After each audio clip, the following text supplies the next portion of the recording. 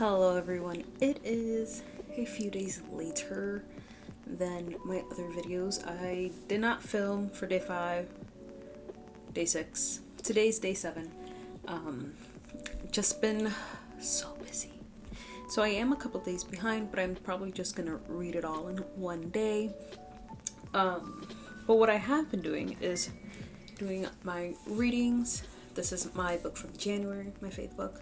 And then the Hebrews book that I'm doing with a group of women. So I haven't been doing things. I did want to share with you guys like my goals for the month and just what I really wanted out of this plan. And not just this plan, but like another reason why I'm doing this is just, for answered prayer. Like I'm really trying to come to God about certain things that I'm praying about in my life. Just wanting, especially after reading day 1, making sure that my motives are not selfish, that I'm not praying for something or creating something that I want into an idol and putting it before God, but that I am truly seeking out His will in my life. And also just to like create that habit again of just like waking up, reading my Bible, and whatever that's going to look like in this season, but getting back into some sort of habit. I've been trying to get ready every single day. I think today's one of the first days that I didn't get ready at all. And that's something I've been trying to do, is just get ready for the day, whether that's early in the morning or in the afternoon, and just trying to keep my room organized for the most part. It really is much better than it was like a month ago. But I definitely have a lot more things to do. I wanted to take like each week to declutter through things. That hasn't happened, but maybe I will start doing that, kind of like spend 1 week decluttering one section, another week like maybe I'll do that in April, spring cleaning. But it's definitely something I need to do in order to get my life organized and just get myself put together. I've had some stuff that I've bought. Don't know if y'all are interested. I did mention a few months ago that I wanted to write cards, and that's something that I really wanted to do this month while I'm in prayer and seeking God, like for Him to tell me who to write cards to, who needs encouragement, things like that. So I did buy some more stamps. So I was like, if I'm buying these stamps, I need to use them. I need to create these cards for people. And that's just something God's word is really showing me, is like, how often do we want something out of people, or we do things because we want something, and we're not just doing it as a sacrifice of our time and showing our love. Love should be a sacrificial thing that we do. It's unconditional. And how often are we doing things for something in return? How often are we expecting something from someone, even if it's just like a thank you? So that's just what God's been showing me. And He was like, one way that you can do that is by writing people cards. I have all these things to create cards and I don't do it. And I used to for a while, but it's definitely something I want to start up again, is creating cards for people. I'm pretty sure I've mentioned that before. So here are some of the cards that I recently, some of the stamps that I've recently bought. I bought these flower ones, elephants, sunflower ones, this other type of, I think it's an African flower is what it said, African daisy, and then school bus. I do have more. Those are just the newer ones that I've bought. So yeah, I figured I'd just share with you guys those things. Maybe I'll bring those into the videos that I'm doing, kind of show you guys what exactly I'm doing. But I figured this video would just me giving like a little update, a little chit chat, that's what God is doing in my life, how He's working. I am really enjoying this book. Men Are Like Waffles, Women Are Like Spaghetti. If you are dating or married, I think this is a really good book to read, just because of how they explain communication is so good. And honestly, reading this makes me realize like I got a lot of work to do before I can like find a man. Like, this book is the next book I'm going to be reading, I decided, and I get it. I am a highly independent person. Like, I don't really want help for anything. I have issues with submitting, not just to people, but to the Lord. I have a control issue. I like to be in control, and I think last year when I read it, that's why I was like, oh, girl, you need to fix that. So I do want to reread this. It's not like priority that I finish it right away, but definitely to just get myself back in that mindset that like I need to submit to the Lord, like full surrender of everything, because I truly have no power. And yeah, so figured that could be our chat for today, but I will chat with you guys tomorrow and we'll see what's happening. Hello everyone. It is the next morning. I'm in the same clothes, but it's okay. So I figured I would actually do days 5 through 7 with you guys really quickly, and then probably start a new video for today's, because I want this to go out, and I have a little bit of notes here.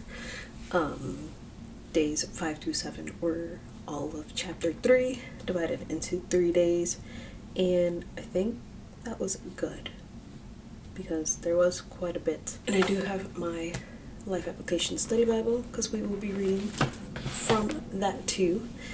When you start into chapter 3, it's talking about it's talking about God's righteousness, how we are all sinners. Sin is sin. If you sin, you are a sinner. All sin has different consequences, but sin is sin. God is holy. So that is why we needed salvation. We needed a sacrifice for our sin. Christ was a perfect sacrifice. Because God forgives, because God is loving, doesn't mean that we have the freedom to sin knowing that He is loving. We don't have the right to abuse and take for granted His grace and forgiveness. The first part, so for day 5, verses 1 through 8, I like verse 4 where it says, "Let God be true, though everyone were a liar." In my Life Application Bible, it said, "The promise that God's word will always prove true, no matter what anyone says or does, is both a comfort and a challenge." And I really like that because it's true. I think sometimes it can be a little daunting knowing that, but it should be a comfort to us because He is the creator of the world. He wants what's best for us. He knows what's best for us, and it can be a little hard giving over, like surrendering fully to Him. But I think that's what's amazing about God. It's that,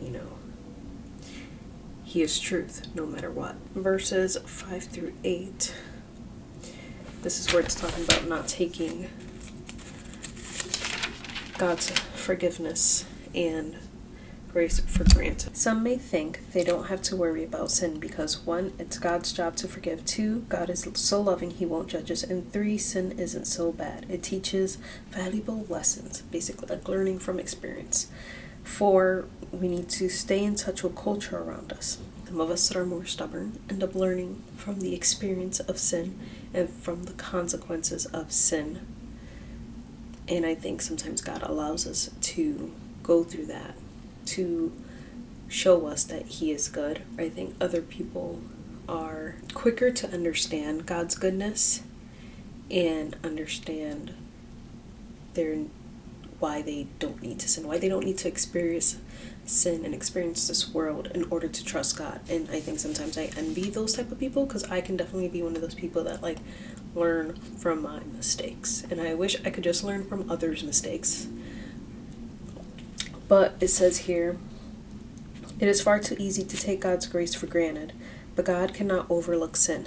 Sinners, no matter how many excuses they make, will have to answer to God for their sin." And that was day 5. So then for, what was I saying? Day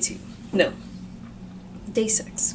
So day 6 was chapter 3, verses 9 through 20. Something I like about Paul is that he quotes from the Old Testament a lot, because he was he? I want to say Pharisee, but that just seems really wrong in my brain. It's too early to like think correctly. But like he knew the scriptures. That was like part of his thing. Like why he was persecuting the Christians too. He was like, I am the man. Why is Pharisee the word that keeps coming up? Maybe he was. I don't know. Oh, he was a Pharisee. He was like the Pharisee of Pharisees. He was intelligent. He knew his languages. He knew the Old Testament, like their scriptures. He knew their traditions, everything that they did. Like he knew them and he upheld them.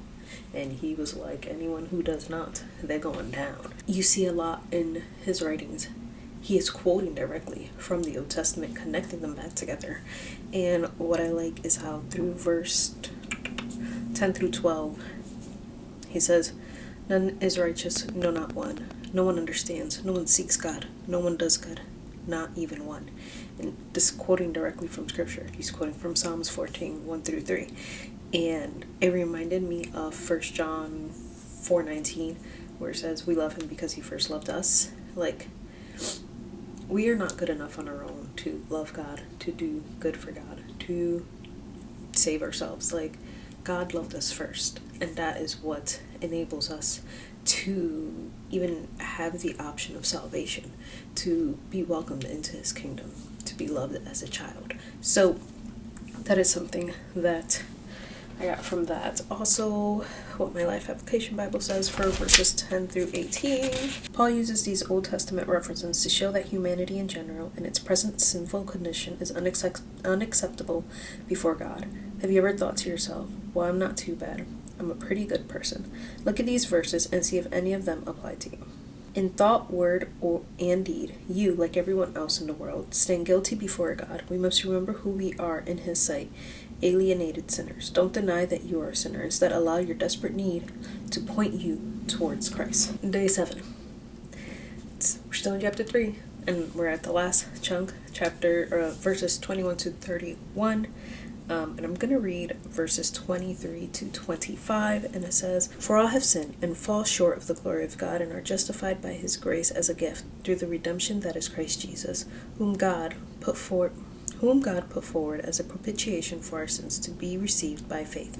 This was to show God's righteousness, because in his divine forbearance he had passed over former sins. And I like what my Life Application Bible says here. It says, all sin makes us sinners, and all sin cuts us off from our holy God. All sin, therefore, leads to death. Don't minimize little sins or overrate big sins. They all separate us from God, but they can all be forgiven. And something that reminds me of, especially in this day and age, there was a book that I had started listening to. Should probably re-download that and listen to it again. It was called Respectable Sins, and I forgot who the author is, but he just kind of goes through and explains how we've gotten to a place where we have some sins that are acceptable. We desensitize ourselves from certain sins, and we say, oh, these things are okay, because of our culture, because the Bible's outdated. And I think a lot of the times we just want to make ourselves feel better, bring God lower down to us, humanize God, and it doesn't work like that. In verse 28 it says, for we hold that one is justified by faith apart from the works of the law. And it's kind of like how he ties in the whole Old Testament, New Testament, the law, faith, salvation. Well, so for verse 28, my Life Application Bible says, why does God save us by faith alone? Faith eliminates the pride of human effort, because faith is not a deed that we do. Faith exalts what God has done, not what people do. Faith admits that we can't keep the law or measure up to God's standards. We need help. Faith is based on our relationship with God, not our performance for God. And I think that's so important, because I think a lot of the times we can get trapped in a works mentality and perform for him instead of just have faith in him, trusting him, loving him. And that's something that I know sometimes I need to work on. I can easily move into that performing for God, and that's not where I want to live. My Life Application Bible also says, when we understand the way of salvation through faith, we understand the Jewish religion better. We know why Abraham was chosen, why the law was given, why God worked patiently with Israel for centuries. Faith does not wipe out the Old Testament. Rather, it makes God's dealings with the Jewish people understandable. And that was a lot. So I'm going to leave you guys here, and I'm going to start the next video with today's and hopefully a few more days, because I feel like I can go on and on, but you guys don't seem to mind. But it's a lot when I need to edit this and edit it down. So let me know what you guys have been getting out of this down below in the comment section. What is God showing you guys? If you've studied this before, let me know what you guys are getting out of it. I would love to hear what you guys have to say, what your study notes say. So I will see you guys in my next video.